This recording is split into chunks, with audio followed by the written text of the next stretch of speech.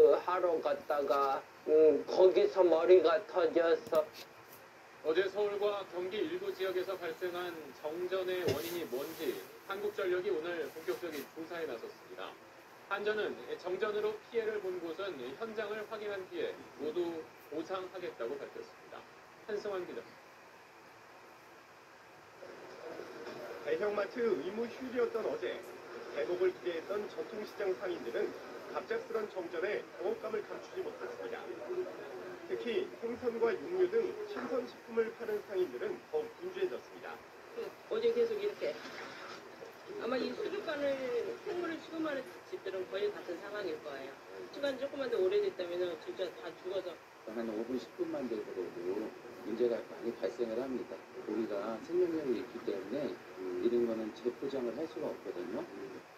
오늘까지 한국전력에 접수된 피해 신고 건수는 400여 건. 다행히 20여 분 만에 전력 공급이 재개돼 큰 피해는 없는 것으로 파악됐습니다. 한전은 정전으로 인한 피해가 확인될 경우 약관에 따라 모두 보상한다는 계획입니다. 정전 사고는 서울 서남권과 경기 일부 지역의 전력 공급을 담당하는 영서변전소 내 차단기가 고장나면서 발생했습니다. 하지만 정확한 고장 원인은 아직까지 확인되지 않았습니다.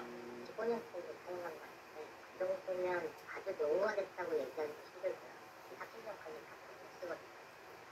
지난 2011년 12월에도 울산공단에서 변전소 이상으로 대규모 정전이 일어났는데 당시에는 노후 부품을 재사용한 것이 원인이었습니다. 한여름 전력 수요 성수기를 앞두고 대규모 정전 사고가 발생하면서 한전은 주요 변전 설비에 대한 긴급 점검에 나섰습니다. SBS 한승환입니다.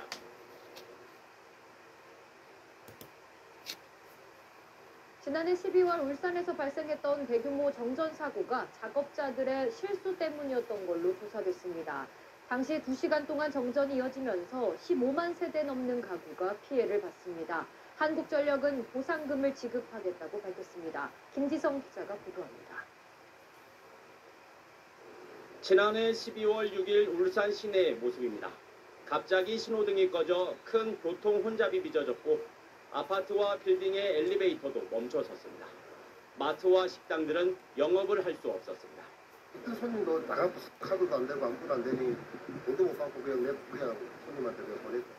정전 사태는 오후 3시 37분부터 2시간 가까이 이어졌는데 피해를 입은 가구는 15만 5천여 세대로 2017년 수도권 20만여 세대 정전 사고 이후 6년 만에 최악의 사고로 기록됐습니다. 정부가 조사반을 꾸려 사고 원인을 조사한 결과 변전소의 전력 설비 보호 장치, 즉 가스 절연 대폐 장치를 보수하던 작업자들의 실수 때문인 것으로 파악됐습니다. 작업 구간 외에는 절연 가스가 새지 않도록 밸브를 닫아야 하는데 밸브가 열린 줄 모르고 작업하다 사고가 발생했다는 겁니다. GIS 내부의 전기의 흐름을 막아주는 절연 가스가 빠지면서 전기가 통해서 GIS가 파괴된 고장입니다. 조사반은 작업 절차 미준수, 관리 미흡 등에 따른 인재로 결론 내렸습니다. 접수된 피해액은 1억 8천만 원으로 한국전력은 확인을 거쳐 보상금을 지급할 계획입니다. 보상 대상으로 확정된 148건에 대해서 손해 사정이 진행 중에 있고요. 5월 말까지 지급을 완료할 것입니다. 아울러 송배전 설비 관리 체계 개선을 위해 10년간 4조 원을 투자하겠다고 밝혔습니다. SBS 김지성입니다. 나이가 들수록 가장 고민인 데가 어디냐면 팔자 주름, 근육도 처지고 피부도 처지고 지난 6일 울산에서 발생한 대규모 정전 사태의 정확한 원인을 밝히기 위해 산업부가 민간조사반을 가동했는데요.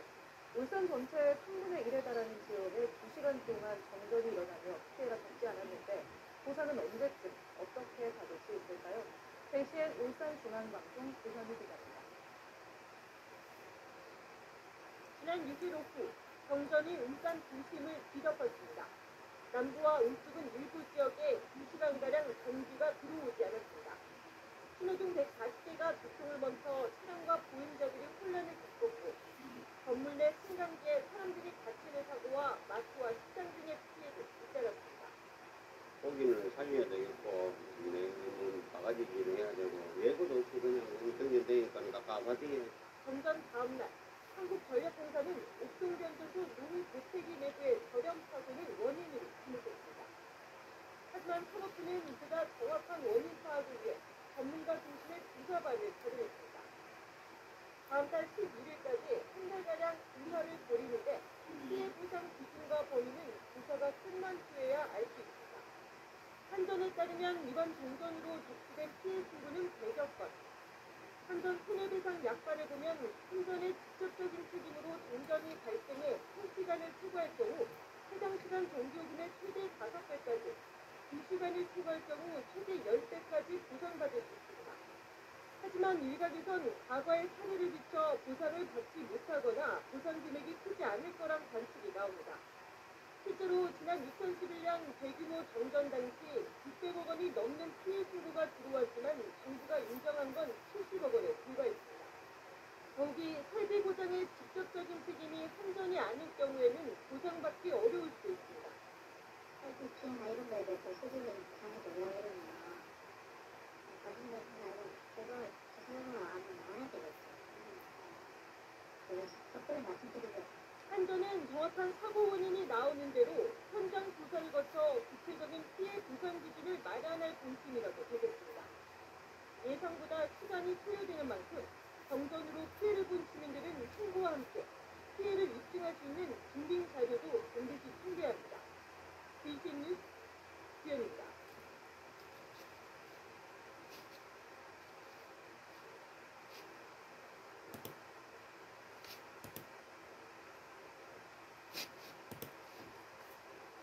네, 이렇게 전력 위기 상황이 이어지는 이유, 바로 블랙아웃, 대정전에 대한 우려 때문이죠.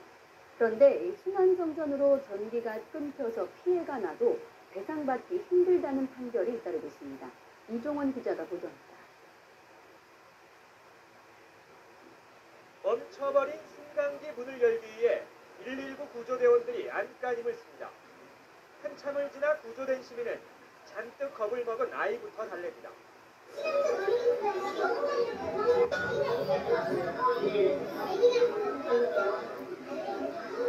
신호등이 벼랑간 꺼지면서 도심 한복판은 아비규환이 돼버렸고 식당과 상점들은 하루 영업을 포기했습니다. 저 안에서로서 살아야다만한 건 저희 88사람인데 저 조그만 데는 다 못 쓰게 된다. 지난 2011년 9월 전력이 모자라 갑자기 순환 정전에 들어가면서 도심 기능이 완전히 마비된 겁니다. 정전 사태로 A씨가 운영하던 제조업체도 15분 동안 공장이 멈춰섰습니다. 순식간에 불량품 수억 원어치가 생기자 A씨는 피해를 보상하라며 한국전력을 상대로 소송을 냈습니다. 하지만 법원은 A씨의 주장을 받아들이지 않았습니다. 재판부는 지역별로 단전을 하지 않았다면 전국적인 정전 사태가 일어날 가능성을 배제할 수 없었다며 한국전력 측의 손을 들어줬습니다. 양식장을 운영하던 B씨 역시 철갑상어 3천여 마리가 죽었다며 한전을 상대로 소송을 냈지만 결과는 마찬가지였습니다. 폭염이라든가 지나친 고온 현상으로 인해서 급격한 정전이 있을 경우에 이는 천재지변으로 인한 것으로 판단을 해서 한전의 손해배상 책임을 인정 안 하는 것이 일반적인 예입니다. 올해 역시 예년과 다를 게 없는 상황입니다. 똑같은 피해가 일어난다면 피해는 고스란히 시민들의 몫인 철저한 대비가 피해를 줄이는 유일한 방법입니다. YTN 이종원입니다. It's been 1,000 days of Nabian and magic. Pleasant home, it all starts from the kitchen. 요즘 자주 발생하는 폭염 피해 중에 하나는 정전 사고입니다. 주로 오래된 아파트 단지에서 정전 피해가 잇따르고 있는데 미리 점검할 필요가 있습니다. 이기상 기자가 보도합니다. 광주 시내 한 아파트 단지에서 밤 9시를 넘은 시각 30분 넘게 정전 사태가 계속됐습니다. 섭씨 30도를 웃도는 여름밤 300여 가구 주민들이 찜통 더위에 시달렸습니다. 한전이 긴급 출동해 아파트 단지 내 전기 공급을 복구했습니다. 세대마다 전기 쓰는 양이 다르잖아요. 어느 한쪽이 많거나 어느 한쪽이 적으면 불평행이잖아요. 그것 때문에 동작하지 않았을까라고도 판단이 돼요. 계속되는 폭염으로 냉방기기 사용량이 폭증하면서 이번 달 광주 전남 지역에서 12건의 아파트 정전 사고가 발생했습니다. 한전은 긴급 점검반을 꾸려 공동주택 전기시설 점검에 나섰습니다. 낡아서 제 기능을 못하거나 용량이 달리는 설비가 여름철 전력 수요를 감당하지 못하면 정전으로 이어질 가능성이 높습니다. 한전은 15년 이상 된 아파트를 대상으로 전기설비 교체 비용의 일부를 지원하고 있습니다. 변압기 자재 비용의 50% 정도를 지원하고 있는데요. 1kW당 16,000원 정도를 저희가 지원을 하고 있습니다. 지난주 한 자릿수까지 떨어졌던 전력 예비율은 본격적인 휴가가 시작되면서 두 자릿수를 회복해 다소 여유가 있는 편입니다.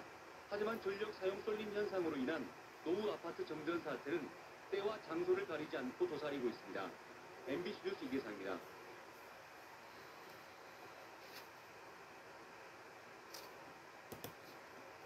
지난해 말 울산에 있는 15만 5천여 세대에 2시간 가까이 전기 공급이 끊긴 일이 있었습니다.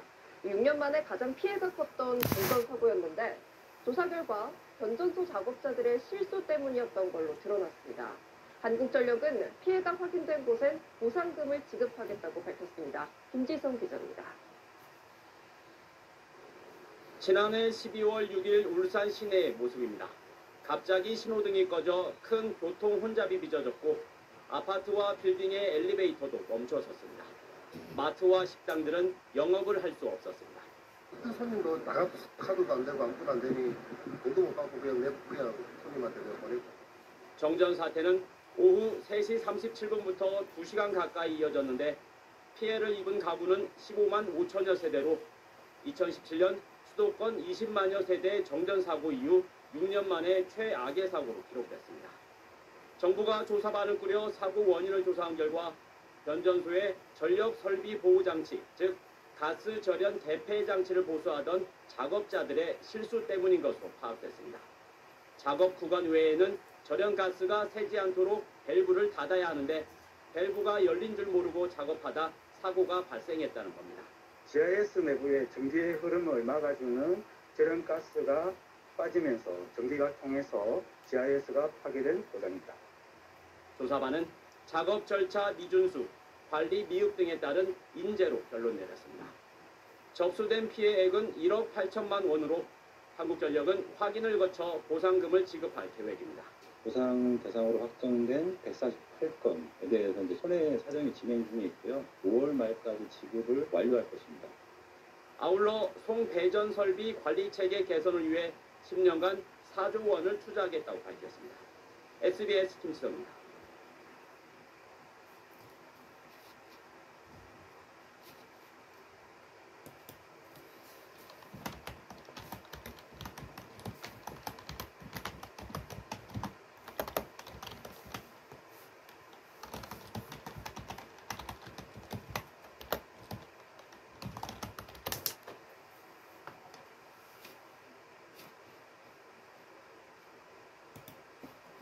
오동 동안 남성은 무려 60kg이나 감량했는데 이게 다 고지혈증 치료제 덕분이라고요? 그래서 제대로 알아봤습니다. 고지혈증 치료? 공원 등을 산책할 때 누구나 이용할 수 있도록 화장실이 마련되어 있는데요. 그런데 대부분 공원 내 공용 화장실에 장애인 편의시설이 설치되어 있지 않아 장애인들이 큰 불편을 겪고 있습니다. 안준호 기자가 취재했습니다. 목포 평화광장의 공중 화장실입니다. 장애인용 전용 화장실이 있고 자동문은 물론 대소변기 옆으로 장애인들을 위한 손잡이가 설치되어 있습니다. 공간도 넓습니다. 휠체어를 탄 장애인들이 화장실을 이용하기 위해서 이처럼 넓은 공간이 필수적입니다. 다른 곳에 있는 공원 내 공중 화장실 상황은 어떨까? 목포 버스터미널 앞에 조성된 산책로입니다. 중간에 공중 화장실이 있지만 장애인 전용 화장실은 없습니다. 턱이 높은 것은 물론이거니와 화장실 문 폭이 좁다 보니 휠체어가 들어갈 수조차 없습니다. 제 휠체어가 이렇게 굉장히 적은 휠체어에도 불구하고 휠체어가 들어가니까 힘 자체가 안 되는 거잖아요. 인근의 또 다른 공원 내 공중 화장실들도 장애인 편의시설이 부족하기는 마찬가지. 시민들도 지자체의 무관심한 장애인 정책을 비판하고 있습니다. 장애인들이 집에서 이제 나오고 싶어요. 근데 이제 이런 것 때문에 못 나오고 이런 경우가 많이거든요. 힐체를 잘 타니까 이게 좁으면 못 가잖아요. 화장실 출입문 앞에 점자 블록도 없는 등 시각 장애인을 위한 배려가 보이지 않는 곳도 많습니다. 장애인들은 항상 이렇게 뒷전으로 밀려나야 되나 하는 생각을 많이 갖게 되고, 장애를 갖고 살아가는 것조차도 굉장히 힘든 상황인데, 장애인들도 시민이지만 오늘도 공원을 산책하고 공중 화장실을 이용할 수 있는 권리도 누리지 못하고 있습니다. MBC 뉴스 안준호입니다. 언제 어디서나 내 손안의 뉴스, 광주 MBC 뉴스 유튜브 구독으로 함께하세요.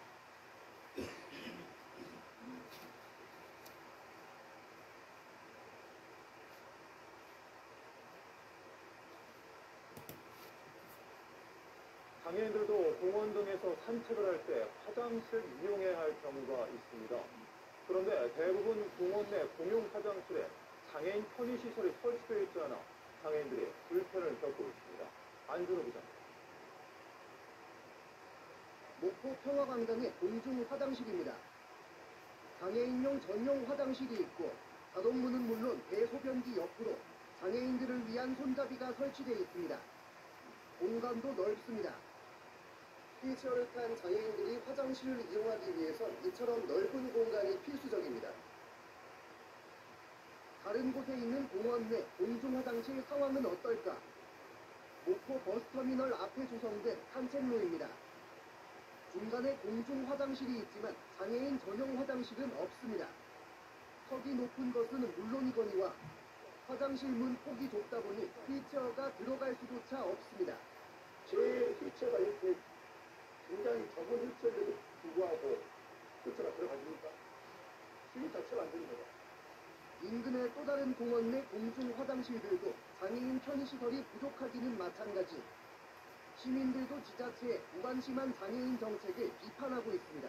장애인들이 집에서 이제 나오고 있어요. 근데 이제 이런 것 때문에 못 나오고 이제 정말 많이 되거든요. 인쇄를 할 거니까 이제 좁으면 아플 거잖아요. 화장실 출입문 앞에 점자 블록도 없는 등 시각 장애인을 위한 배려가 보이지 않는 곳도 많습니다. 장애인들은 항상 이렇게 뒷전으로 밀려나야 되나 하는 생각을 많이 갖게 되고, 장애를 갖고 살아가는 것조차도 굉장히 힘든 상황인데, 장애인들도 시민이지만 오늘도 공원을 산책하고 공중 화장실을 이용할 수 있는 권리도 누리지 못하고 있습니다. MBC 뉴스 안준호입니다. 저랑 남편은 키가 작은 편인데 아직 들클라스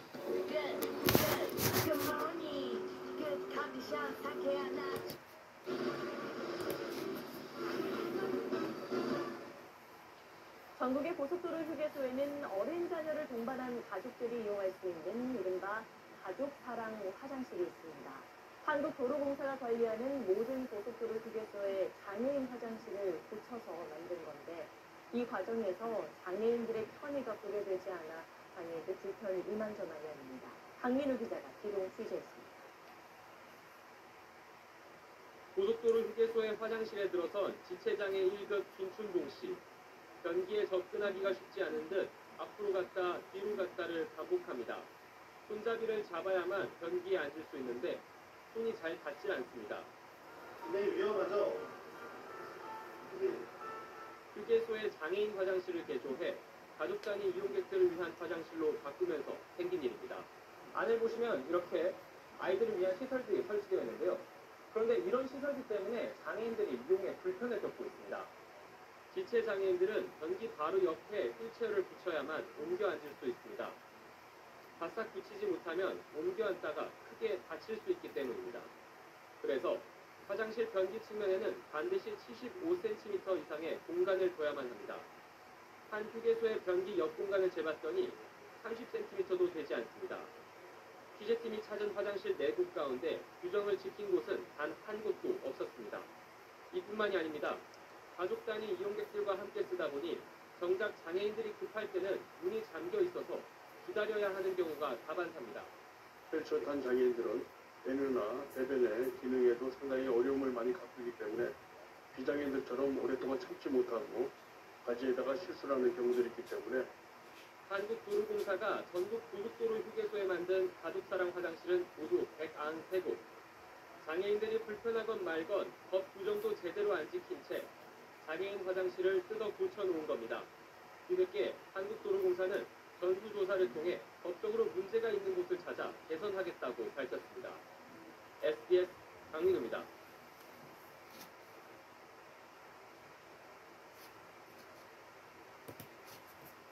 장애인의 복지나 재활을 위해 곳곳에 복지관이 들어서고 있지만 정작 장애인을 고려하지 않은 곳이 많습니다. 하지만 장애인들의 불편을 호소하는 일부 시설에 장애 없는 환경을 뜻하는 BF 인증까지 부여되는데 어찌된 일인지 백상현 기자가 취재했습니다. 충청남도 예산등 110억 원을 들여 이달 초 문을 연 천안의 장애인 복지관입니다. 휠체어를 탄 중증 장애인이 여닫이 문을 힘겹게 열고 문턱을 넘어 겨우 들어갑니다. 현관 안내되는 손을 뻗어도 닿기 어렵고 장애인 화장실은 일반 화장실 안에 있어 성별이 다른 보호자는 따라갈 수 없습니다. 세면대 주변에는 손잡이가 없어 도움 없이는 사용이 불가능합니다. 전철만 가도 전부 다 자동문인데 저를 차라리 길 가서 보고 오는 편이 나을 것 같아요. 시각 장애인이 의지에 걸어가는 손잡이를 따라 접시물이 쌓여있고 점자 블록이 없어 멈춰야 할 곳을 알기도 어렵습니다. 13억 원의 예산을 들여 리모델링 개관한 다른 복지관도 비슷합니다.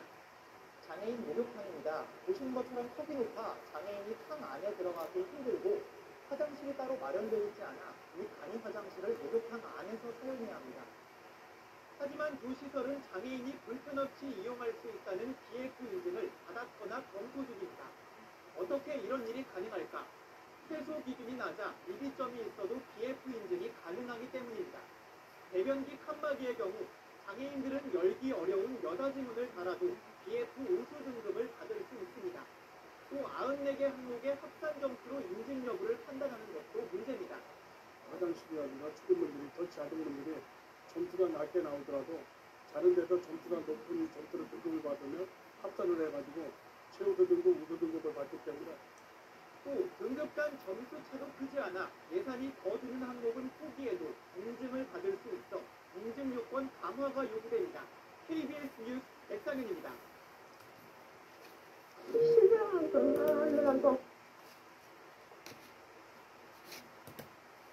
뱃살 모양 이러면 의외로 살빼기 습관인 거. 첫째, 풍선처럼 빵빵하게 붙이고요. 둘째, 삼겹살처럼. 요즘 웬만한 공공장소에는 장애인 화장실이 설치되어 있습니다. 그런데 불편한 몸을 이끌고 찾아갈 화장실을 정작 이용할 수 없다면 기분이 어떨까요? 명품 도시를 표방하고 있는 세종시에서 오늘도 일어나고 있는 현실입니다. 현장 24, 이상곤 기자 보도입니다. 전동 휠체어를 탄 장애인이 화장실을 이용하려고 힘겹게 문을 열고 건물에 들어갑니다. 하지만 장애인 화장실을 이용할 수 없었습니다. 내부가 청소용품으로 가득하기 때문입니다. 또 다른 건물, 아예 장애인 화장실 문을 잠가놨습니다. 장애인 화장실은 어느 빌딩에도 있긴 있는데 있으면 뭐 하냐는 거죠, 제일 많이. 그리고 사용이 전혀 안 되는 상황으로 가버리면 차라리 없는 것보다 어느 때는 더 화가 나는 경우가 있어요. 장애인 화장실이 아예 청소도구함으로 변경된 곳도 있고 각종 쓰레기를 모아둔 곳도 있습니다. 문을 잠가놓은 방법도 다양합니다. 누군가 사용하는 것처럼 불을 켜놓거나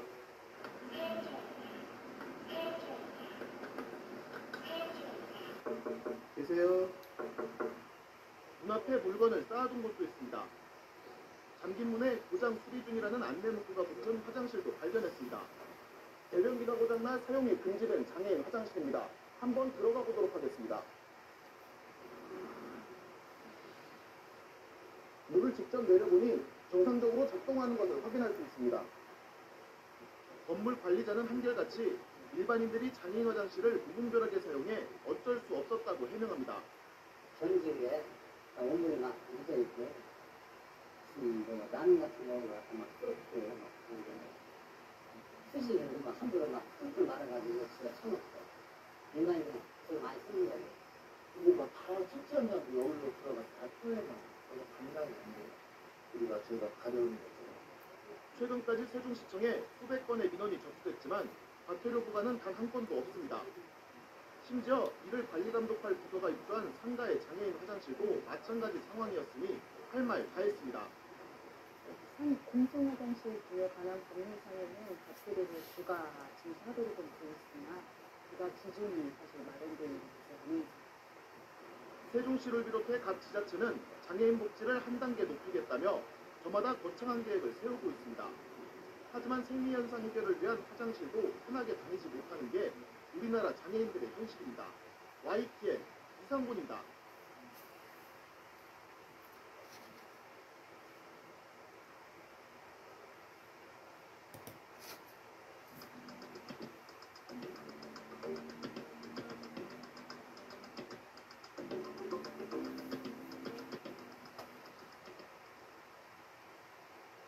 내일 39번째 장애인의 날을 앞두고 9시 뉴스에서는 오늘과 내일 장애인 인권과 관련한 문제를 짚어보려고 합니다. 사람이라면 가장 기본적으로 이용하는 시설이 화장실이죠. 요즘 장애인 화장실의 숫자는 많이 늘긴 했는데 실제로 이용하기엔 어떨까요? 직접 현장을 둘러봤더니 사용이 불가능하거나 불편한 곳이 많았고 또 심지어 서울시가 선정한 우수 화장실조차 휠체어가 들어갈 수 없는 곳이 있었습니다. 국민경 기자가 실태를 보고합니다. 한 대형 전자제품 전시 판매점입니다. 장애인 화장실이 쓰레기 봉투로 막혀 있습니다. 변기는 부서져 있습니다. 장애인 화장실에 장애인 분들이 왔는데 상대는 좋죠. 지하철과 지하 2층이 연결된 대형 건물. 1분 거리에 장애인 화장실이 있지만 바로 갈 수가 없습니다. 계단이 가로막혀 있습니다. 아이고 안 되네. 화장실에 가려면 엘리베이터를 타고 올라가 9차선 도로를 건너 엘리베이터로 다시 내려가야 합니다. 10분을 돌아 겨우 도착했는데 화장실 문은 잠겨 있습니다.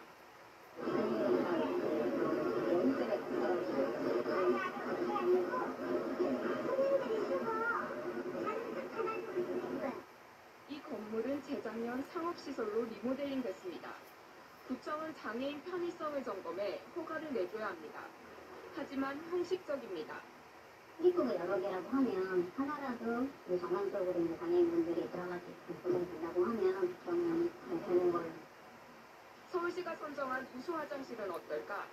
잠금 장치에 문이 걸려 휠체어가 못 들어갑니다. 물총 한번 열어주시겠어요? 좀 들어가야 되는데. 남자 화장실은 폭이 좁아 변기에 앉을 수조차 없습니다. 몸을 졸면서 앉을 수가 없잖아요, 그것이. 여기가 장애인하다.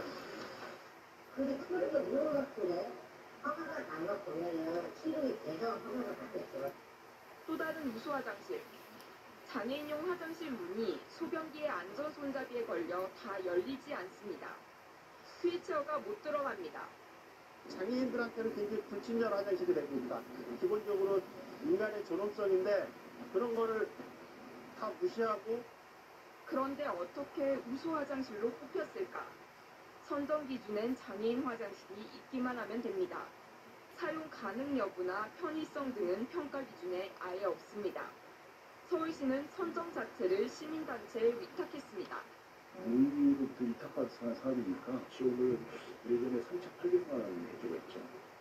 그래놓고 실태는 아예 파악도 제대로 못하고 있습니다. 그런 요소를 안고 있는 상태에서 화장실로 지정돼서는 안 되겠다는 그런 생각을 좀 가졌어요.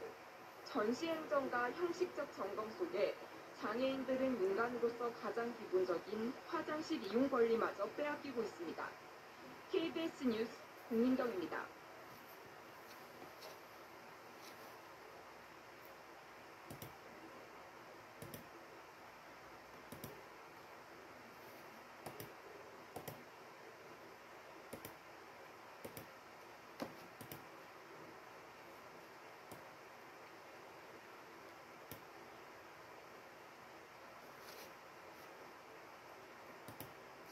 장애인 화장실을 만들어 놓고도 사용할 수 없는 곳이 많다는 지적이 계속 제기되고 있습니다. 각종 물건들이 쌓여있는 이곳은 전북 군산 공설시장 2층에 있는 장애인 화장실입니다. 빛바랜 판넬이 이곳이 창고로 쓰여진 지 하루 이틀이 아니라는 것을 보여주고 있습니다. 이 같은 장애인 편의시설을 관리, 감독해야 할 행정당국이 성사 건물에도 무심한 듯한 모습입니다. 1층 화장실 입구의 폭이 약 0.8m, 4뼘 반에 불과해 휠체어를 타고 들어가기에는 너무 좁기 때문입니다. 지난해 개정된 장애인 편의 증진법에 따르면 장애인 화장실 출입구의 통과 유효폭은 0.9m가 넘어야 합니다. 군산시는 장애인 이동 장비가 점점 커지면서 설계 당시와 현재 기준이 맞지 않는 부분이 있다며 화장실 신축을 포함해 기존 시설의 개선을 검토하겠다고 밝혔습니다. KNN 뉴스 김경모입니다.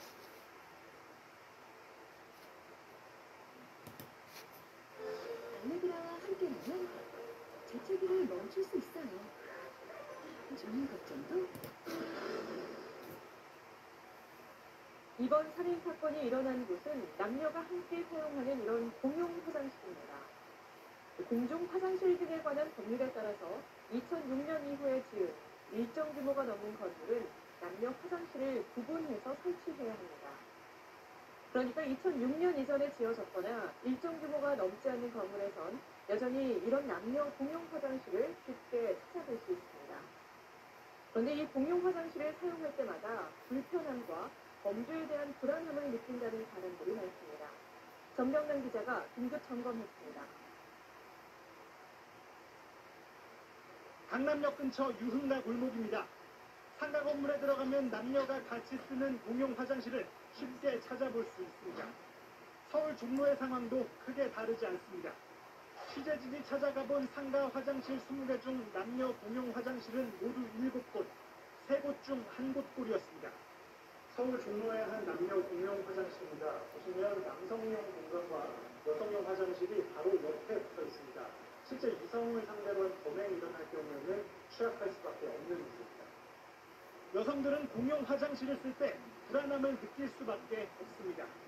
실상 남자들이 그런 소리를 듣고 무섭기도 하고 마주치기가 좀 꺼려져서 또 뒤집은 듯이 없는 선 있다가 남성들도 불편하긴 마찬가지입니다.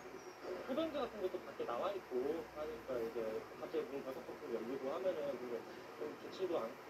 작은 상가의 화장실은 공중 화장실에 관한 법의 적용 대상도 아니어서 법의 사각지대에 놓여 있습니다. 그런 별도로 집행을 당하고 있습니다. 사실 집행은 문제는 따르죠. 건물주들까지 수리비가 든다며 방치하는 경우가 많아 범죄에 취약한 곳이 적지 않은 실정입니다. SBS 전병남입니다.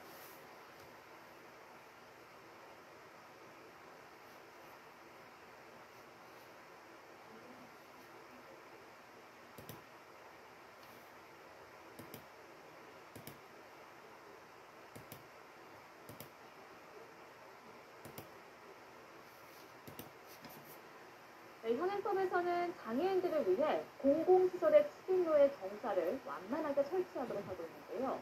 YTN이 관련 자료를 분석해봤더니 서울에 있는 공공건물과 복지시설 10곳 중 7곳은 아직도 문제가 있는 것으로 나타났습니다. 한영권 기자입니다.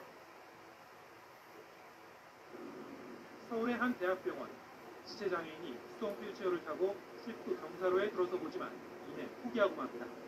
기울기가 급해 혼자서는 역부족입니다. 이 경사로는 우리 일반 휠체어 가지고 올라갔다가 머리끼리 딱 맞아야 돼. 20대 젊은이도 휠체어를 타고 도전해봤지만 자력으로 올라가는 건 불가능합니다. 관공서도 장애인 통행이 불편하기는 마찬가지입니다. 이 경찰서는 접근로에 턱이 있거나 차도와 보도의 구분이 제대로 안 되어 있습니다. 출입구 경사로는 좁고 가파르거나 아예 주차턱이 휠체어 접근을 막고 있습니다. 서울 소재 공공시설과 의료, 복지시설 1,802곳에 대해 조사한 서울시와 지체장애인협회 자료를 YTN 데이터 저널리즘 팀이 입수해 분석했습니다. 공공기관과 복지시설은 68%, 의료시설은 63%가 급한 경사로와 출입문턱, 주차시설의 미흡 때문에 지체장애인이 출입하기 어려운 것으로 나타났습니다. 접근성뿐 아니라 점자블럭과 전용 화장실 등 장애인 편의성에 대한 132개 항목의 점수를 평가해 종합 순위도 매겼습니다.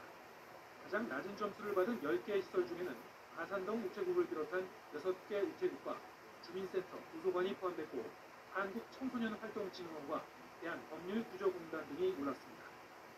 장애인 편의시설의 종합점수를 서울의 지역별로 살펴봤습니다. 상태가 양호한 자치구는 장애인 관련 조례수가 많았고 반대로 상태가 미흡한 부분은 장애인 관련 조례에서도 적었습니다. 장애인 편의시설의 개선을 위해서는 무엇보다 당국의 정책적 의지가 중요함을 시사하는 대목입니다. 투입되는 비용 대비했을 때에 이용자의 편의가 늘어나고 그리고 또 그렇게 되면 찾는 사람들이 많아지니까 시설의 수익성이 높아질 수밖에 없고요. 돈도 돈이지만 더 중요한 것은 바로 사람이 우선이라는 그런 생각을 바꿔줘야 되는 분야입니다. 서울 소재 공공시설의 장애인 편의성에 대한 자세한 조사 내용은 YTN 홈페이지에 인터랙티브 지도와 차트에서 확인해 보실 수 있습니다. YTN 함영건입니다. 50대가 할 수 있는 현실적인 투자 방법 알려드립니다. 제가 5년 넘게 실제로 하고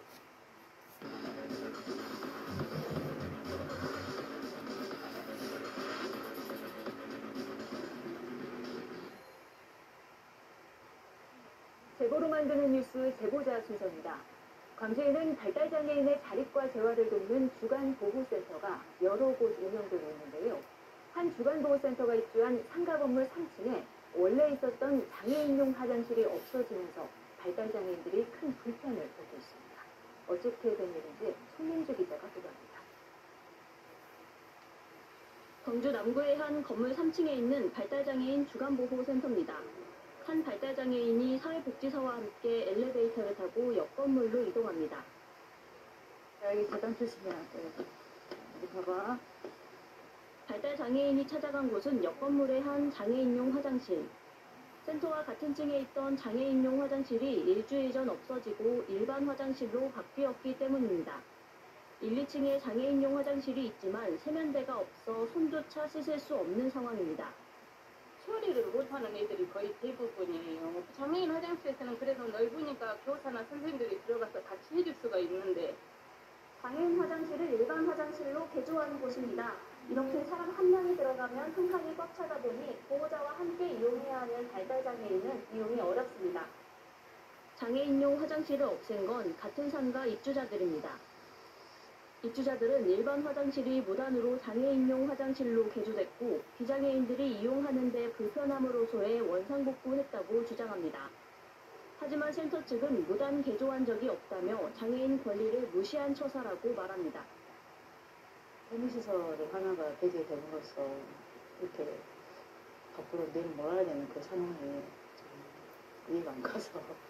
장애인 주간보호센터는 광주에만 39곳, 대부분 보조금을 받는 비영리 기관이다 보니 편의시설 부족이나 차별을 겪는 경우가 많습니다. 이제 그 역할을 국가에서 다하지 못하니까 그 센터에 하고 있는데 좀 더 장애인들에게 접근성이라든지 안전하고 편리한 공간이 되어야 한다. 장애인 단체는 발달 장애인의 자립과 돌봄을 위해 지자체가 보다 적극적으로 나서줄 것을 요구하고 있습니다. KBS 뉴스 손민주입니다.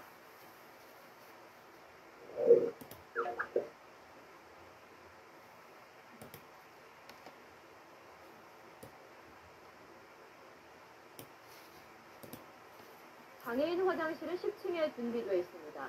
서울 강남의 한 상가 건물 1층 화장실에 붙어있는 안내문입니다. 정작 10층에 있는 장애인 화장실은 물건이 가득 쌓여있는 창고와 다를 바 없었습니다. 그런데 문제는 이곳만이 아니었습니다. 신진 기자가 취재했습니다. 서울 수서동의 20층짜리 상가 건물. 1, 2층에 상점과 병원 등 편의시설이 집중되어 있습니다. 휠체어를 타고 이 건물 마트에 온 이종만 씨는 1층 화장실을 찾았지만 그곳엔 장애인 화장실은 10층에라는 안내만 붙어 있었습니다. 엘리베이터를 타고 10층으로 이동했지만 장애인 화장실 앞엔 재활용품이 쌓여 있어 접근조차 힘듭니다.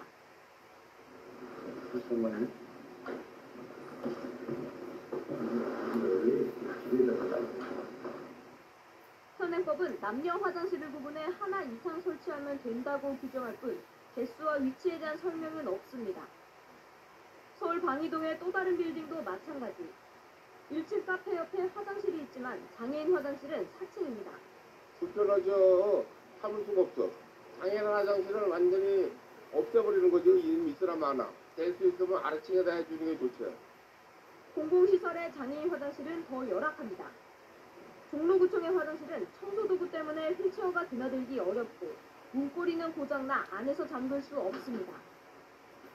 광동구청의 화장실도 변기업 손잡이에 대걸레를 세워뒀습니다. 현재 법률이 제정된 것이 98년이기 때문에 이제 시행된 지가 거의 10년이 넘었죠. 20년 가까이 되기 때문에 기준이라든가 이런 부분은 개정해야 될 필요가 높아지고 있습니다. 복지부는 공공건물에 대해선 기존 법규보다 엄격한 장애물 없는 생활환경 인증을 의무로 받도록 했습니다. 하지만 공공시설이 아닌 일반 건물은 이 규제에서 제외돼 실효성이 없다는 지적입니다. JTBC 신진입니다. 나이가 들수록 가장 고민인 데가 어디냐면 팔자 주변, 근육도 처지고 피부도 처지고. 장애인들의 필수품으로 자리 잡은 전동 휠체어나 전동 스쿠터. 그러나 정작 장애인 화장실에서는 사용이 쉽지 않다는 사실 알고 계십니까? 과거 수동 휠체어 규격에 맞춰 정해진 장애인 화장실 면적 기준이 전동 휠체어의 크기를 따라가지 못해 벌어지는 일이라는데요. 자세한 사연 안윤아 기자가 취재했습니다. 전동 휠체어를 타고 장애인 화장실을 이용해봤습니다. 문을 열고 들어가는 데엔 성공했지만 공간이 협소하다 보니 휠체어 방향 물리기가 쉽지 않습니다. 문을 닫거나 변기에 앉기 위해 휠체어를 이동시켜야 하지만 적잖이 애를 먹습니다. 장애인 화장실 공간이 전동 휠체어 크기에 맞지 않는 건 현실에 맞지 않은 법 기준 탓이 큽니다. 수동 휠체어 크기에 맞춰 폭 1.4m를 최소 기준으로 정한 10년 전 시행 규칙이 아직 적용되고 있는 겁니다. 전동 휠체어나 전동 스쿠터의 활동 반경은 이보다 큰 1.8m에 달해 화장실 폭이 넉넉하게 2m는 내야 합니다. 장애인용 승강기나 경사로에는 건폐율이나 용적률이 적용이 되지 않고 있습니다. 유독 장애인용 화장실은 예외입니다. 앞으로 장애인용 화장실에 대한 인센티브를 줘서 넓고 자유롭게 쓸 수 있도록 전동 휠체어나 전동 스쿠터를 이용하는 장애인은 지난 2014년 기준 11만 2천 명, 필요하다고 응답한 수도 26만 명에 이릅니다. 또 정부의 복지 확대 방침에 따라 건강보험공단이 해마다 1만 명에 가까운 장애인에게 전동 휠체어나 전동 스쿠터를 무상 제공하고 있습니다. 하지만 과거에 머물고 있는 법기준, 현실을 따라잡지 못하는 확산 행정 탓에 장애인들의 불편이 계속되고 있습니다. YTN 안윤아입니다.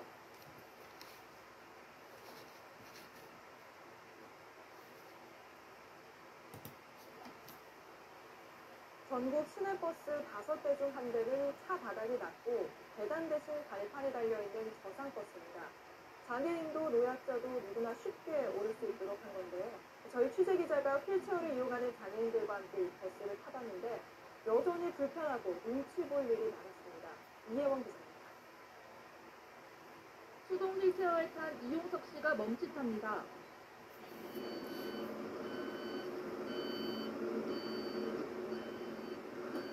이게 올라와야 되는데 이게 지금 안 되는 거예요. 저상버스의 발판이 턱에 걸려 틈이 생긴 겁니다. 결국 기다렸다가 다시 오릅니다. 버스가 정류장에서 떨어져 멈춰도 난감합니다. 부장님,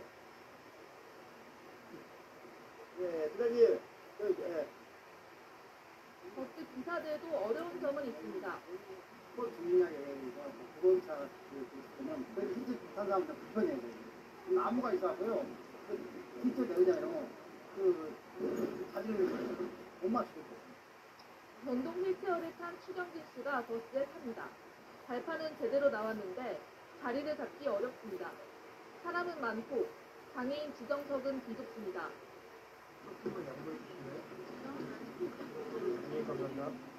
사람들의 시선이 몰립니다. 추 씨가 아직 자리를 못 잡았지만 버스는 출발합니다. 어쩔 수 없이 다들 가는 길이니까 이제 타야 되는데 그때는 뭐 양해부터 하고 탈 수 있는 공간이 있는 데가 좀 있었으니까 많지 않다고 다음 차로 타라고. 전국의 시내버스는 3만 4천여 대, 이 중 저상버스는 23% 정도입니다. 정부는 이 저상버스 비율을 내년까지 42%까지 높이겠다는 계획입니다. 올해 초 국토교통부는 저상버스와 정류장 시설을 보완하고 운전자 교육도 하겠다고 했지만 아직 구체적인 계획은 없는 상황입니다. 직접적으로 할 수는 많아요. 외국 와가지고 나와가지고 다른 사람들 불편하게 하냐고. 이거 판단이 장애인들을 거기서 배제해 놓은 상태에서 장애인분들 여기 적응을 해야 되는 거예요. JTBC 이예원입니다.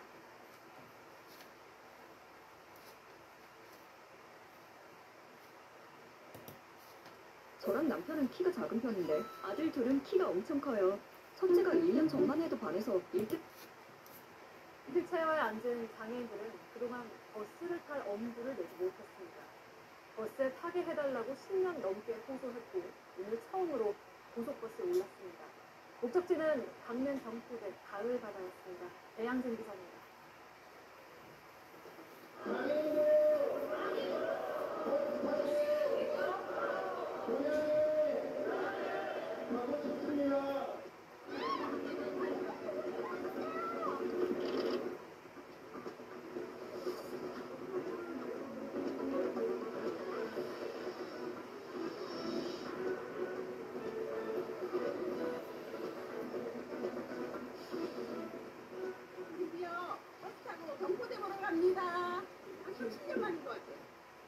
휠체어 장애인이 탈 수 있는 고속버스가 오늘 처음 시범 운행을 시작했습니다. 장애인 등 교통약자가 모든 교통수단을 이용해 이동할 권리가 있다고 한 교통약자법이 만들어지고 13년 만입니다. 서울부터 강릉, 부산, 전주, 당진까지 모두 4개 노선에서 하루 2~3편 정도 다닙니다. 적어도 사흘 전에 예약해야 하고 출발 30분 전에는 전용 승강장에 와야 합니다. 이번에 선보인 휠체어 탑승 고속버스는 모두 10대. 하지만 마을버스나 시외버스 중에 여전히 찾아볼 수 없습니다. 우리의 눈물이 장애인들만의 눈물이 아니라 다른 이동에서 언젠가는 모두가 곁에 차별과 모두의 문제를 해결해 주십시오. JTBC 배양진입니다.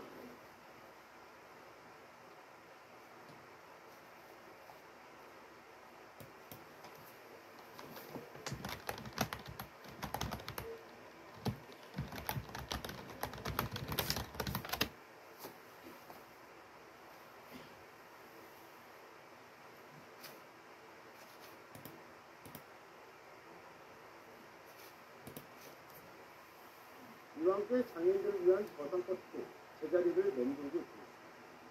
광주시가 저상버스를 늘리겠다고 나서고 있지만 운영 개선은 턱없이 부족해 보입니다. 셀프더 정철기자입니다. 중증장애인 윤 씨가 마음 놓고 이동하기란 여전히 힘듭니다. 이동하기 여의치 않은 좁은 보도와 보도 상태들, 특히 교통약자를 대상으로 한 저상버스 탑승은 더욱 어렵습니다. 아무래도 여러 사람, 많은 사람 있으면 이렇게 차가 이렇게 복잡하면 이제 버스가 되기가 아무래도 좀 시간이 걸리죠.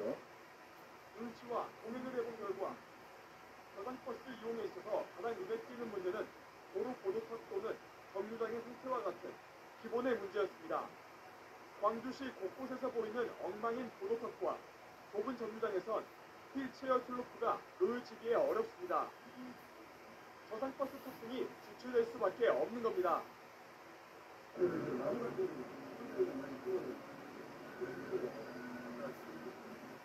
현재 광주시에 있는 저상버스 도입 대수는 212대, 운영 대수는 186대로 전체 버스의 18% 정도를 차지하고 있습니다.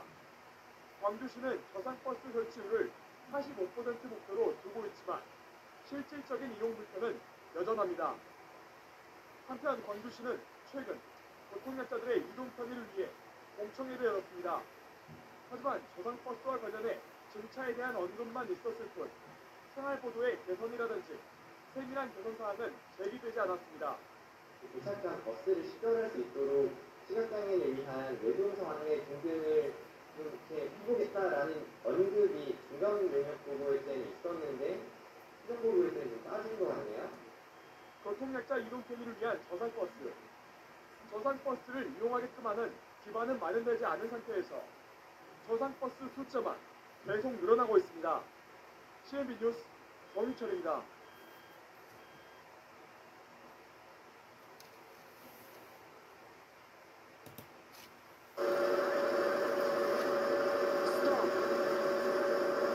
You couldn't hear me because of 서울 강남역 일대에서 매일 밤 버스 수십 대가 꼬리를 물고 오도 가지 못하는 심각한 정체가 빚어지고 있습니다. 실제 버스를 타는 것보다 걸어가는 게 더 빠를 정도입니다. 버스 전용 차로가 있는데도 왜 이런 일이 반복되고 있는 건지 김영래 기자가 현장을 취재했습니다. 금요일이었던 지난 12일 밤 서울 강남역 인근. 뻥 뚫린 일반 도로와는 달리 중앙 전용 차로에선 버스 수십 대가 늘어서 오도 가도 못하고 있습니다. 신호등이 녹색불로 바뀌어도 좀처럼 나아가지 못합니다.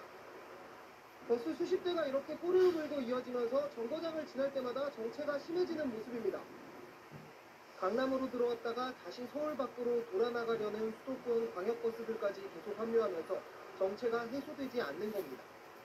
옆에 걸어가는 사람들이 더 빠른 것 같아가지고 그럴 때는 그냥 버스 타는 것보다 걷는 게 더 빠르겠구나 생각될 때가 좀 많습니다.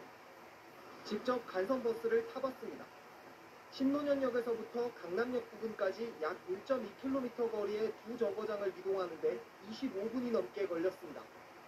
도보로 20분 정도면 충분한 거리니 걷는 것보다도 버스를 타는 게 더 느린 겁니다. 서울시는 국토부가 광역버스를 도심까지 들어오도록 허용한 것이 정체의 원인이라고 주장합니다. 반면 국토부는 코로나 이후 재택근무 해제 등으로 서울로 이동하는 수요가 계속 늘고 있어 어쩔 수 없다는 입장입니다. 전문가 사이에선 광역버스 수요가 늘고 있는 만큼 장기적으로는 서울의 시내버스 의존도를 낮춰서 혼잡을 막아야 한다는 의견도 제시됐습니다. 제일 중요한 거는 광역교통이거든요. 서울 시내는 지하철 중심으로 가고 시내버스의 로드를 좀 줄이자요. 국토부는 올해 상반기 안으로 광역버스 노선 조정 등 정체 완화 방안을 마련하기 위한 연구 용역을 발주하겠다고 밝혔습니다. SBS 김영래입니다. 네, 안녕하십니까. 김현우입니다. 더 많은 뉴스와 라이브 이벤트를 보고 싶으시면 화면 오른쪽을 눌러서 구독해 보시길 바라겠습니다. 또 저희 SBS 앱을 다운로드 하시면 속보 알림도 받아보실 수 있습니다. 항상 저희 SBS 뉴스를 시청해 주셔서 대단히 고맙습니다.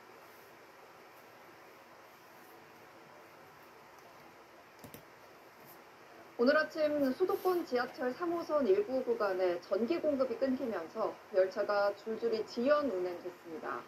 시민들이 버스를 타려고 몰리면서 출근길 혼잡이 이어졌는데 경기도 고양시에 있는 원당역에선 아직도 서울 방향 열차를 타지 못하는 상태입니다. 민경호 기자입니다. 출근길 3호선 지하철에 승객이 빼곡히 들어찹니다. 열린 전동차 문 밖에선 지연 안내가 이어집니다. 오늘 새벽 4시 반쯤 지하철 3호선 서울 국화발역에서 경기 고양시 정발산역으로 향하는 선로에 전기 공급이 끊겼습니다. 이에 따라 10개 역 구간을 선로 하나를 이용해 양방향 운행을 해야 했습니다. 서울에서 고양시로 향하던 열차는 국화발역에서 운행을 종료하기도 했습니다. 오픈을 타려면 저쪽으로 내려가라고 하셨는데 밑에서는 아무 안내가 없어가지고 좀 불안해서 다시 올라가고요. 열차가 지연 운행하면서 출근길 시민들의 지각이 줄줄이 이어졌습니다. 재난 문자가 오고 한 10분 일찍 출발하면 되겠지 하고 빨리 준비를 했었는데 한 20분 늦게 좀 가고 있어가지고. 고양시가 부랴부랴 버스를 증차했지만 열차를 포기하고 대중교통을 이용하려는 시민들로 버스 정류장은 혼잡이 빚어졌습니다. 네, 열차 운행은 5시간 40분 만인 오늘 오전 10시 10분쯤 재개됐지만 이 서울 방향으로 들어가는 열차는 이곳 원당역을 무정차 통과해야 했습니다. 원당에서는 서울 갈 수 있는 걸 오늘 못하세요. 한국철도공사는 내일 새벽 재발 방지를 위한 사전 점검을 하기 위해 원당역 정차를 일시 중단했다며 재개 여부는 점검 결과에 따라 정해질 예정이라고 설명했습니다. 전력 공급 중단 원인에 대해서는 여러 각도로 조사하고 있다고 공사 측은 밝혔습니다. SBS 민경우입니다.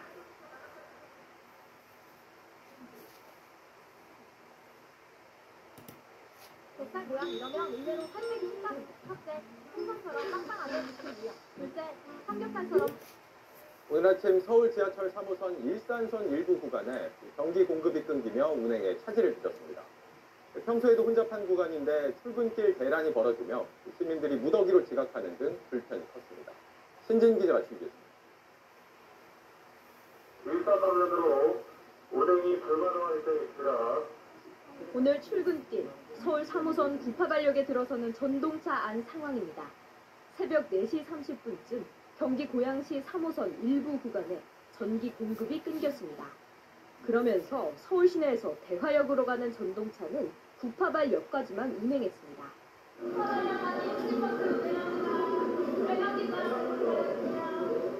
3호선 전 구간 열차는 연쇄적으로 지연되기 시작했습니다. 배차 간격이 20분에서 40분까지 늘어났습니다. 출근하던 시민들은 당황했습니다. 저쪽에 건너편에 보면은 정류소부터 다른 교통수단을 찾아야 하는 승객들은 지하철역을 빠져나와 뛰기 시작했습니다. 평소에도 혼잡한 출근길 거리는 오늘 더 복잡했습니다. 많이 늦었죠. 1시간 반 정도 늦은 거죠. 이리 왔다 함정거장만 가면 되는데 왔다 갔다 했지. 고양시와 코레일은 긴급 복구 조치를 벌였습니다. 단전 사고 발생 약 5시간 40분 만인 오전 10시 10분쯤 전기 공급을 복구했습니다. 아직 정확한 사고 원인은 알지 못합니다. 주말을 앞둔 금요일 오전 출근길 시민들은 큰 불편을 겪었습니다. JTBC 신진입니다. 안녕하세요. 뉴스룸 앵커 최재원입니다. JTBC 뉴스룸을 시청해주신 여러분 고맙습니다. 더 많은 소식은 JTBC 뉴스 채널에서 만나보시기 바랍니다. 출근 시간 90만 명이 넘게 이용하는 지하철 3호선 일산선 운행이 5시간 넘게 중단됐습니다. 정전 때문이었는데 운행이 재개된 후에도 하루 종일 원당역 한쪽 방향으로는 아예 정차하지 않았습니다. 출근길 시민들의 혼란은 안 봐도 뻔했겠죠. 장덕진 기자입니다. 출근 시간 지하철역에 긴 줄이 이어집니다. 승객들이 열차를 기다리는데 운행장애를 알리는 방송이 나옵니다. 서울에서 원당 간 전차선 급정 불량으로 대화행 열차가 운행을 하지 못하고 있습니다. 일산선 원흥역과 원당역 구간에 전기 공급 장애가 발생한 건 오늘 오전 4시 30분쯤입니다. 지각할까 걱정하는 시민은 급히 회사에 전화를 겁니다. 차를 가지고 가야 될 것 같아서 시간이 좀 걸릴 것 같아요. 여기 왔다가 지금 다시 집으로 가야 되겠어요. 지하철을 못 탄 시민들로 버스 정류장은 인산인해입니다. 한참 됐어요. 한 40분 정도 지연되는 거. 지금 한 20분 됐어요. 불편하죠. 전기 공급은 5시간 넘게 지나서야 복구돼 불편은 오전 10시가 넘어서까지 이어졌습니다. 열차 운행이 지연되면서 승객들은 다른 교통수단을 타야 했는데요. 결국 이렇게 지하철 내부도 텅 비어 있습니다. 정상 운행을 시작한 후에도 서울 방향으로 가는 열차는 오늘 하루 원당역에 정차하지 않습니다. 한국철도공사는 정확한 정전 원인을 파악하고 있다고 밝혔습니다. MBN 뉴스 장덕진입니다.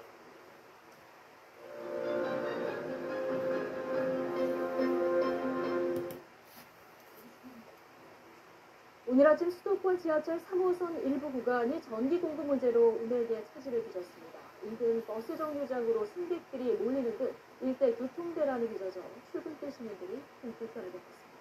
윤태희 기자입니다.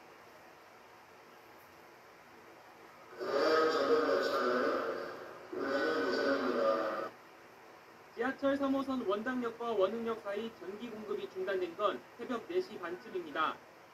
이 사고로 대화역에서 구파발역까지 항하인 열차가 한 개선로만 제한적으로 운행되고 서울에서 대화역으로 향하는 열차는 구파발역에서 멈춰 돌아가는 등 이용에 차질이 빚어졌습니다. 열차가 줄줄이 지연되면서 출근길에 나선 시민들은 뒤늦게 부랴부랴 발걸음을 돌려야 했습니다.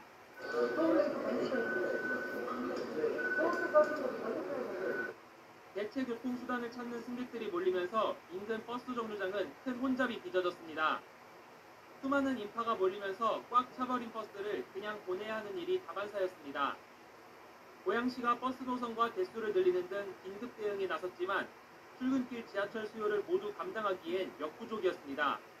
버스도 이제 너무 사람이 몰려가지고 버스가 계속 터져서 원래 평소 여기까지 30분밖에 안 걸리는데 1시간 50분 정도 걸린 것 같아요.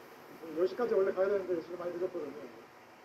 복구는 6시간 가까이 지난 오전 10시 10분쯤에야 이뤄졌지만 사고 여파는 계속됐습니다. 대화 방면으로는 열차가 다녔지만 오금 방면으로는 이곳 원당역을 정차하지 않고 열차가 지나면서 서울로 향하는 시민들의 불편함이 이어졌습니다. 사고 구간 외에 다른 구간까지 운행이 30분 넘게 지연되면서 승객들 발목을 붙잡았습니다. 쿠파발까지 지금 연결이 안 되니까 지금 모르다 가야 될지 저 가족이 아픈 사람들이 있어가지고 병원에 좀 가보려고 나갔는데 기지마트 가니까 어떻게 할지 모르겠습니다. 코레일은 열차 이용에 불편을 드린 데 사과드린다며 정확한 장애 원인을 여러 각도로 확인하고 있다고 설명했습니다. YTN 윤태인입니다.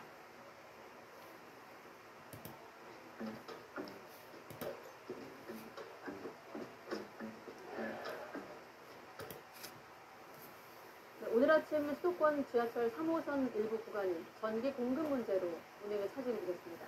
인근 버스 정류장으로 승객들이 몰리는 등 일대의 교통 대란이 빚어 출근길 시민들이 큰 불편을 겪었습니다. 윤태인 기자의 보도입니다.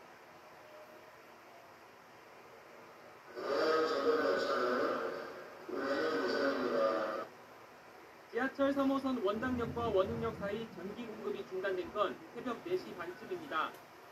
이 사고로 대화역에서 부파발역까지 상하행 열차가 한 개선로만 제한적으로 운행되고 서울에서 대화역으로 향하는 열차는 부파발역에서 멈춰 돌아가는 등 이용에 차질이 빚어졌습니다. 열차가 줄줄이 지연되면서 출근길에 나선 시민들은 뒤늦게 부랴부랴 발걸음을 돌려야 했습니다.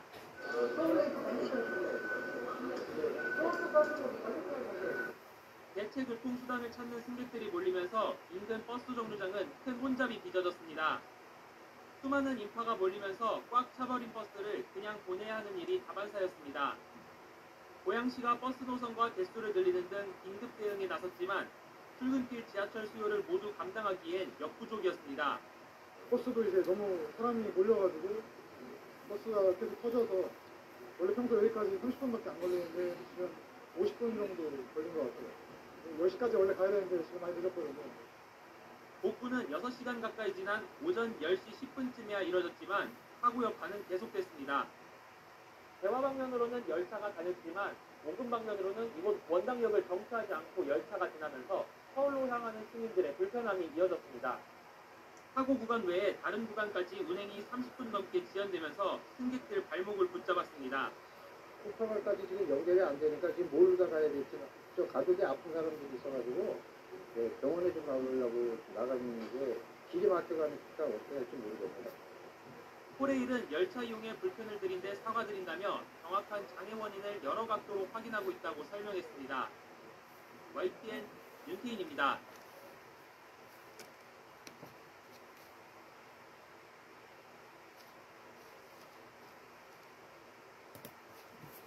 오늘 새벽 서울 지하철 3호선 일부 구간에 정전이 발생해 열차 운행에 차질을 빚었습니다. 출근길 열차 지연과 대기가 잇따라 시민들이 큰 불편을 겪었습니다. 최인영 기자입니다. 불 꺼진 전동차가 승강장에 멈춰서 있습니다. 다소 불편하시더라도 다른 교통편을 역사 곳곳엔 운행 중단 안내문이 붙었고 시민들은 버스를 타라는 안내를 받고 발걸음을 돌립니다. 지하철이 안 와요. 예, 현재는 지금 장애가 생겨서 오늘 새벽 4시 반쯤 서울 지하철 3호선에 정전이 발생했습니다. 전기가 끊긴 구간은 원당역에서 원흥역 구간, 이 여파로 정발산역에서 구파발역까지 한 개선로만 운행됐고 대화행 열차는 구파발역에서 모두 회차했습니다. 곳곳에서 열차 지연과 출발 대기가 잇따랐습니다. 안전 여파로 정발산역에서 대기한 후에 출발하겠습니다.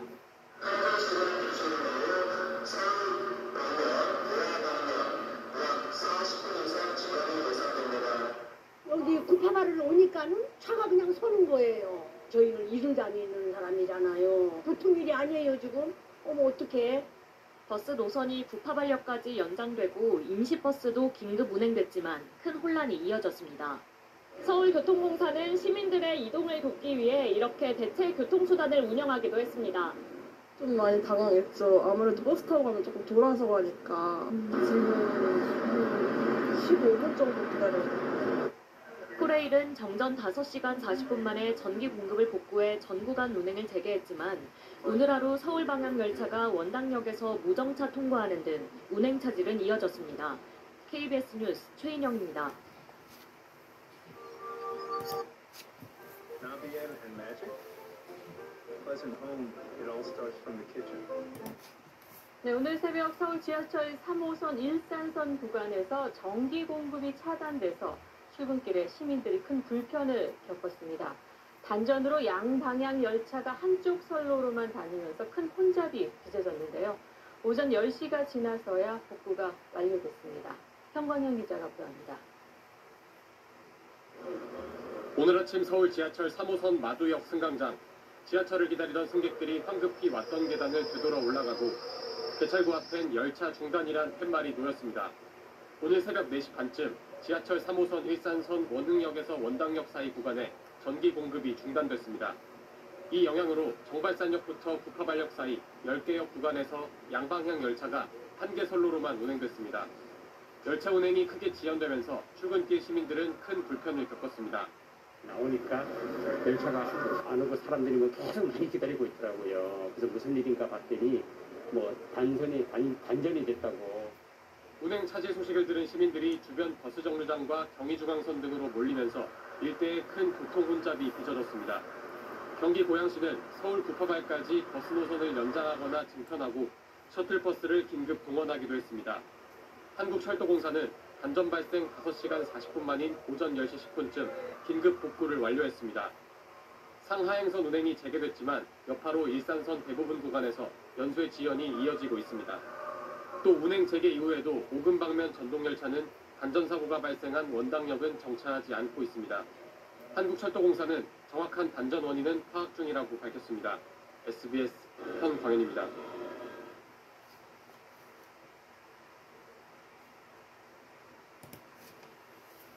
어젯밤 서울 지하철 7호선 6개 역에 갑자기 전기가 끊겼습니다.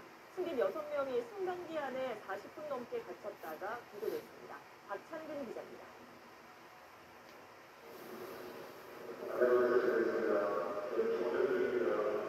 어두컴컴한 역사 안, 승객들이 한 줄로 개찰구를 빠져나갑니다. 어젯밤 9시 50분쯤 서울 지하철 7호선 공릉역에서 면목역 구간 6개 역사에 전기 공급이 끊겼습니다. 정전으로 승강기가 멈춰서 면목역에선 승객 6명이 40분 넘게 승강기 안에 갇혀 있다가 119 대원에게 구조됐습니다. 여간 에스컬레이터와 에어컨도 작동하지 않아 승객들이 불편을 겪었습니다. 서울교통공사는 비상전력을 공급해 임시로 조명만 일부 작동시켰고 1시간 뒤 전력을 정상 공급했다고 설명했습니다. 또 폭염 등 정전 원인을 파악하고 있습니다. 어젯밤 10시 20분쯤엔 경기 고양시 한 아파트 단지에도 전기가 끊겼습니다. 한밤중 일어난 정전 때문에 아파트 단지 한 300여 가구 주민이 에어컨과 선풍기를 이용하지 못하는 등 불편을 겪었습니다. 어제 저녁 7시 반쯤 서울 영등포구 여의도동 한 호텔에서 불이 났습니다. 매캐한 냄새가 나가지고 옆에 보니까 연기가 시작돼서 막 올라오면서 하늘 가득 메웠어요.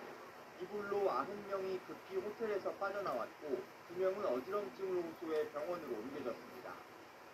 소방당국은 호텔 지하 1층 세탁실 환기시설에서 불이 시작된 걸로 보고 있습니다.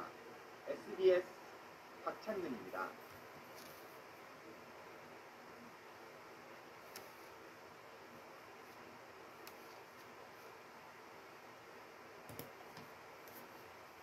서울 지하철 노사가 극적으로 합의하면서 사업이 하루 만에 끝났습니다.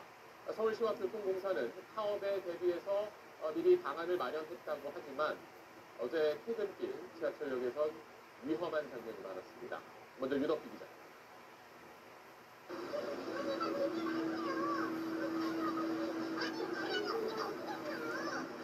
어제 퇴근길 서울 지하철 3호선 교대역 승강장. 움직일 수 없을 정도로 사람들로 가득 찼지만 전동차 역시 이미 꽉 차 탈 수가 없습니다. 전동차를 타려다 닫히는 문에 끼이기도 합니다. 현재 도착된 열차 매우 혼잡하오니 무리하게 승차하지 마시고.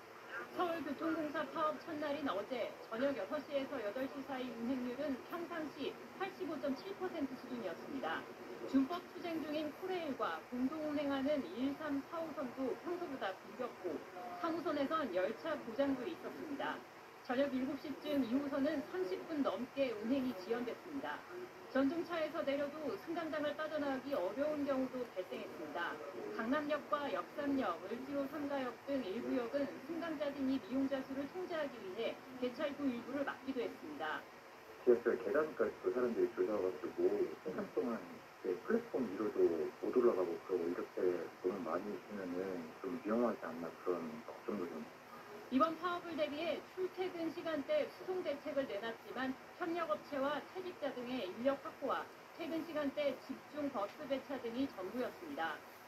6년 전 파업 때와 비슷한 규모의 13,000여 명 대체 인력이 투입됐지만 갑자기 특정 시간대 사람이 몰리거나 열차가 지연되는 경우 등 돌발 상황에 대해선 서울시와 교통공사의 대처가 안일했다는 지적이 나옵니다. SBS 유덕기입니다.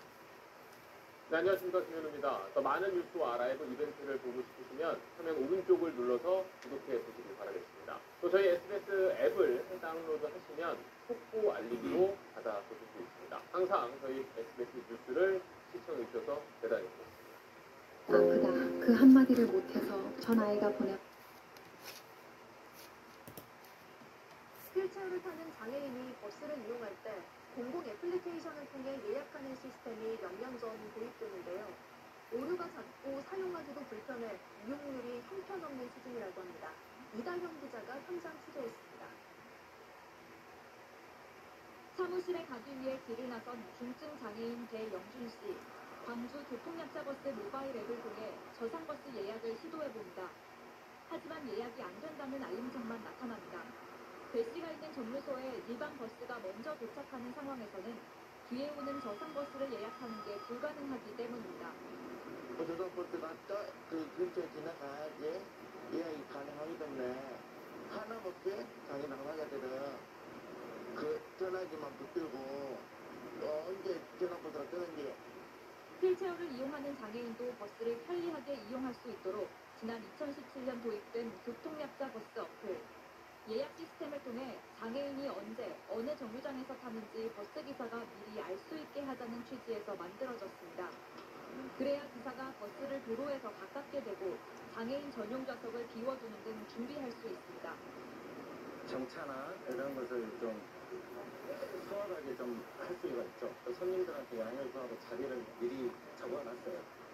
안 그러면 늦죠. 하지만 일반 버스가 저상버스 앞에 있는 경우 예약을 할 수 없는 상황이 반복되다 보니 이용률은 형편없이 떨어집니다. 더군다나 버스 예약 전 장애인 좌석이 비어있는지 확인할 수 없고 장애 종류와 정도에 따라선 버스 진행 방향을 헷갈리기도 쉽습니다. 이 어플리케이션이 마지막으로 업데이트된 게 언제인지 확인해봤습니다. 3년도 더 지난 2018년 2월이라고 나옵니다. 사후 관리도 엉망이어서 서비스 문의가 가능한 곳으로 어플의 관리 주체가 아닌 복지재단 연락처가 적혀있는 등 불만사항 접수 창구조차 제대로 안내되고 있지 않습니다. 그 애로사항을 좀 충분히 청취해서 개선을 했어야 되는데 이런 부분 좀 강구시에서 탁상 행정을 하지 않았나. 타 시도보다 저상버스의 비율이 적어 질책을 받은 광주시. 저상버스의 양도 양이지만 지금 있는 것조차 잘 활용하지 못하는 실정입니다. MBC 뉴스 이다현입니다. 휠체어에 탄 승객을 태울 수 있도록 바닥이 낮게 설치된 버스를 저상버스라고 하는데요.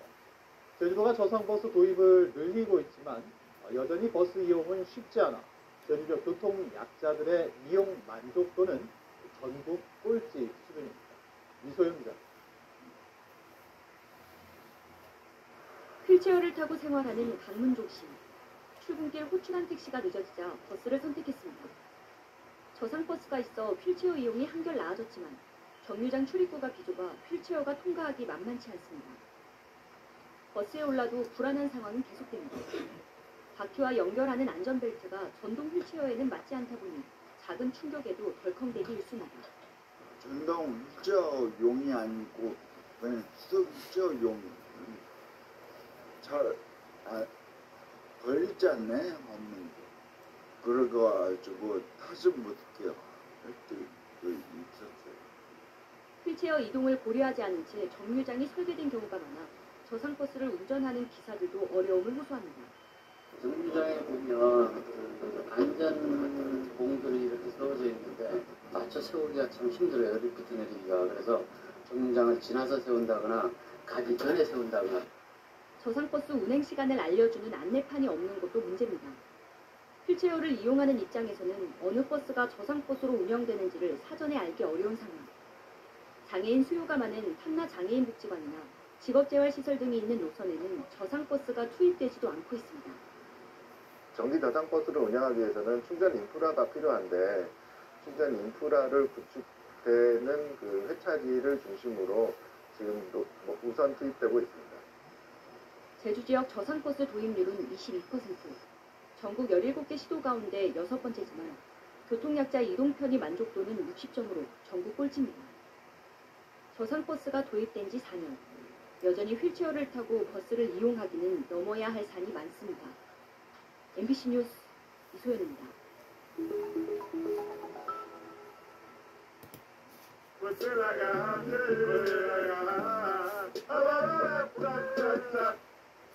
오동 동안 남성은 무려 60kg나 감량했는데 이게 다 고지혈증 치료제 덕분이라고요?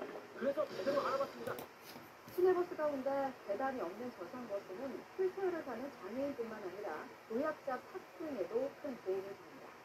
보편적 이동권을 위해서 저상버스 도입을 늘려야 한다는 기조는 이어져 왔지만 도입률은 아직 30%에도 미치지 못하고 있습니다.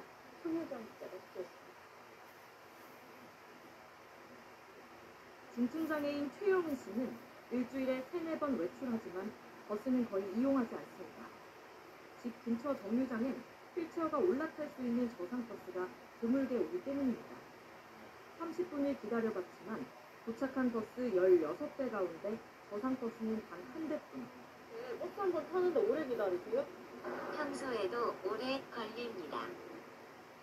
만약에 우리가 이제 버스 정류장에 도착했는데 만약에 저상버스가 금방 지나갔다 그랬거나 아니면은 뭐 보통 기다리면 기본 한 20분, 30분 정도? 다른 정류장에가 간신히 저상버스에 올라탔지만 그렇다고 마음이 편해지는 건 아닙니다. 버스를 이용하는 장애인이 드문 만큼 다른 승객에게 양해를 구해야 하기 때문입니다. 아 죄송합니다. 휠체어 좀 타느라고 조금 시간이 걸려요. 죄송합니다. 서울 창동집에서 해화동 로터리까지 30분이면 도착할 거리를 1시간이 지나서야 도착했습니다. 이동권을 위해서는 교통약자들을 위해 저상버스와 특별교통수단이 더 많이 생길 필요는 있다고 생각합니다. 지난해 말 기준으로 전국 시내버스 10대 가운데 이렇게 차체가 낮은 저상버스는 3대가 채 되지 못합니다. 국토교통부가 올해까지 목표로 하는 42%에 못 미치는 수준 겁니다. 운수업체 측은 저상버스가 계단형 버스보다 9천만 원가량 비싼 데다 도로 지형에 따라 다니기 어려운 경우도 많다고 말합니다. 촘촘한 버스 배차 간격 때문에 승하차에 시간이 오래 걸리는 휠체어 탑승객을 꺼리게 되는 것도 한몫합니다. 배차 간격이 짧다 보니까 시간은 많지는 않고 이 지역 내에 저상차가 들어가지 못해요. 그쪽에 사시는 장애인분들은 불이익을 본의 아니게 받죠. 국토교통부는 지원 예산을 늘리고 있지만 저상버스를 폐차하고 다시 살 땐 지원금이 나오지 않아 계단형 버스로 돌아가는 경우가 많습니다. 그런 경우가 있어가지고 저희가 지금 좀 법안 제도를 좀 했어요. 그 운수업체에서 저상버스 불가능한 인지가 필요로 하고 시민단체는 저상버스가 장애인뿐 아니라 노약자 등 다른 승객들에게도 도움이 된다고 강조합니다. 저상버스는 단지 어떤 그냥 교통수단, 대체제 뭐 이렇게 간단하게 보일 문제가 아니라 우리 국민들이 자신의 권리를 실현하기 위한 그 최초의 조건이다. 누구든 마음 편하게 어떤 곳으로든 이동할 수 있는 권리. 우리 사회가 보편적 이동권을 위해 하루빨리 움직여야 할 때입니다. YTN 손우정입니다. 서울 지하철에서 연일 이어지고 있는 시위에 여당 대표까지 논쟁이 가세하면서 장애인 이동권에 대한 관심이 커지고 있는데요. 서울이 아닌 지방의 사정은 더 열악합니다. 장애인 콜택시를 제외하면 이용할 수 있는 대중교통수단은 저상버스뿐인데 도입률이 5대 중 1대꼴에 머무르고 있습니다. 심지어 도시 지역을 제외한 대부분 시군에서는 단 한 대도 운행하지 않고 있어 장애인 이동권을 보장받지 못하고 있다는 지적입니다. 허연우 기자입니다. 전주에 사는 지체장이 박경원 씨와 함께 시내버스를 이용해봤습니다. 정류장에 설치된 배를 누르자 휠체어 이용자가 있음을 알리는 불이 들어옵니다. 정류장과 너무 먼 곳에 멈춰선 버스. 장애인이 있다고 직접 알린 끝에야 저상버스에 설치된 슬로프가 내려옵니다. 의자를 접고 휠체어에 안전벨트를 고정해야 하는데 도움을 줘야 할 버스기사도 익숙치 않은 듯 한참을 헤맵니다. 내리시는 분들도 있으시더라고요. 네, 제가 하는 것도 아닌데 저희가 미안하기도 하고 좀 죄송하기도 하고 그래요. 오늘은 그나마 사정이 나은 편. 지난해 박 씨와 친구들이 함께 찍은 영상입니다. 버스가 한참을 이리저리 움직인 끝에 내려온 슬로프는 결국 고장나 버렸고 시간이 지체되자 버스에 타고 있던 손님들이 하나둘 내립니다.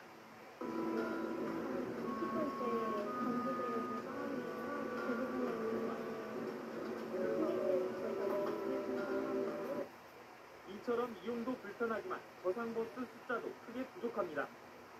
전북 지역 시내버스 972대 중 저상버스는 모두 196대로 20% 수준. 보급률이 58%인 서울의 절반에도 못 미칩니다.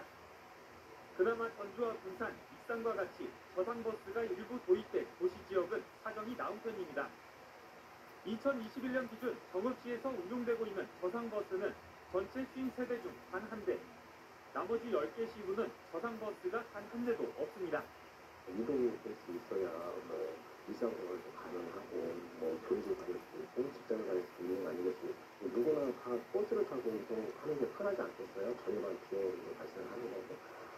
지난해 목표치 도입률 32%에 근접하지도 못한 데다 전국 평균에도 미치지 못하고 있는 상황인데도 다른 시도에 비해 상황이 나은 편이라고 말하는 전라북도.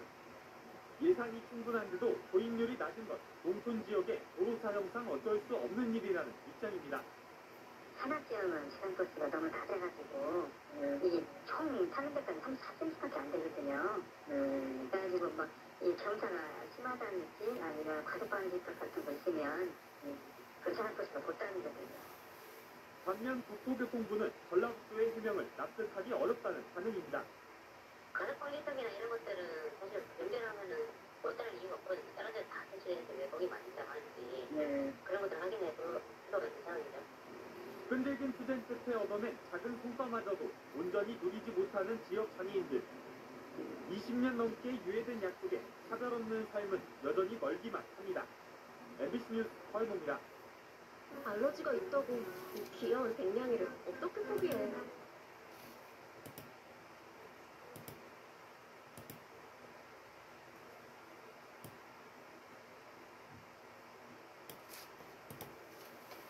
휠체어를 타야만 하는 장애인들이 저상버스를 예약할 수 있도록 하는 공공 어플리케이션이 몇 해 전 도입됐습니다.